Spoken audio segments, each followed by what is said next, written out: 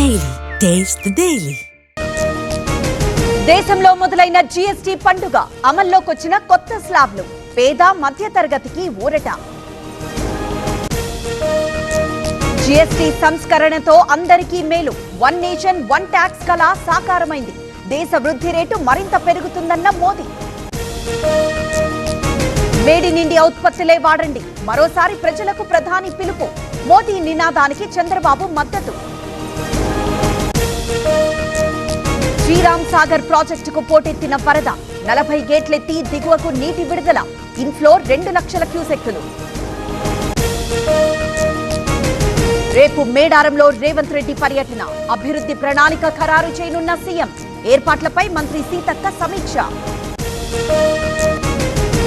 శ్రీశైలం జలాశయానికి భారీగా వరద. 10 గేట్లు 10 అడుగుల మేర ఎత్తివేత. కొనసాగుతున్న విద్యుత్ ఉత్పత్తి. ఇవాళ ఉత్తర బంగాళాఖాతంలో అల్పపీడనం. ఏపీలో పలు జిల్లాలకు భారీ వర్ష సూచన. 25న మరో అల్పపీడనం ఏర్పడే అవకాశం. కాసేపట్లో 3వ రోజు ఏపీ అసెంబ్లీ. పలు బిల్లులు ప్రవేశపెట్టనున్న ప్రభుత్వం. వ్యవసాయంపై చర్చ. శ్రీశైలంలో పెరిగిన భక్తుల రద్దీ. దసరా సెలవులతో తరలివచ్చిన భక్తులు. దర్శనానికి 2 గంటల సమయం. ఇంద్రకీలాద్రిపై దసరా ఉత్సవాలు. బాలా త్రిపుర సుందరీ దేవిగా అమ్మవారు. ఈ ఏడాది 11 అలంకారాల్లో దర్శనం. భద్రాద్రి పినపాక ఏజెన్సీలో హై అలర్ట్. మావోయిస్టు పార్టీ వారోత్సవాలతో అప్రమత్తం. వాహన తనిఖీలు చేపట్టిన పోలీసులు.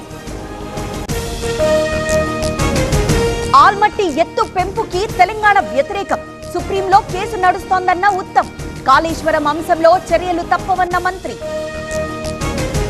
సిద్దిపేటలో ఎవరి ఆంక్షలు పరిచేయవు. కుట్రలు చేసిన వారిని వదిలిపెట్టను. చింతమడకలో హరీష్ కి కవిత హెచ్చరికలు.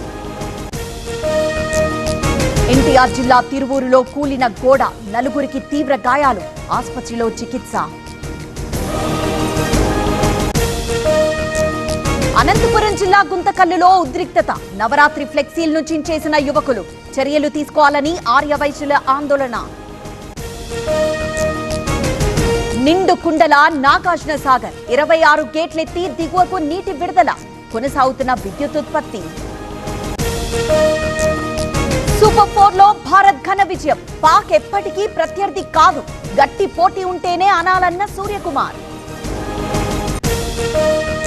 Pakistan cricketer Farhan over action. Half century చేశాక పిచ్చి చేష్టలు. బ్యాట్ తో గన్ ఫైరింగ్ చేస్తున్నట్లుగా సెలబ్రేషన్.